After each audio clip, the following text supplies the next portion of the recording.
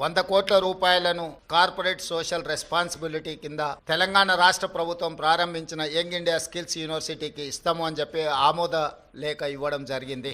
ఈ అంశాన్ని ప్రస్తావించడం ద్వారా అదేదో అదానీ గ్రూప్ తెలంగాణ రాష్ట్ర ప్రభుత్వానికో ముఖ్యమంత్రి గారికో అప్పనంగా 100 కోట్ల రూపాయలు ఇచ్చినట్టుగా అనవసరమైన చర్చలకు రాద్ధాంతానికి తావిస్తున్నది. వాస్తవంగా ఇన్కమ్ ట్యాక్స్ క్లియరెన్స్ లేకపోవడం వల్ల ఇన్కమ్ ట్యాక్స్ నుంచి మినహాయింపు తీసుకోవడానికి రాష్ట్ర ప్రభుత్వం చేస్తున్న ప్రయత్నము నిన్నమన్ననే 80B కింద రాష్ట్ర ప్రభుత్వానికి యంగ్ ఇండియా స్కిల్స్ యూనివర్సిటీకి అనుమతి ఇవ్వడం జరిగింది.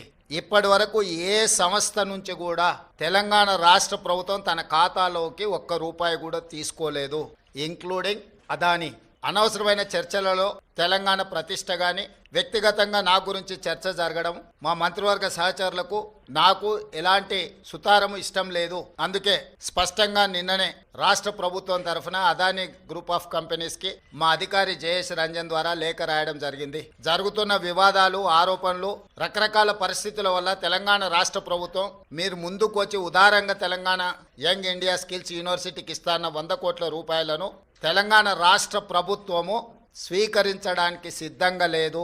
కాబట్టి దయచేసి మీ 100 కోట్ల రూపాయలను యంగ్ ఇండియా స్కిల్స్ యూనివర్సిటీకి బదిలీ చేయొద్దు అని చెప్పి విస్పష్టంగా వారికి లేఖ రాయడం జరిగింది.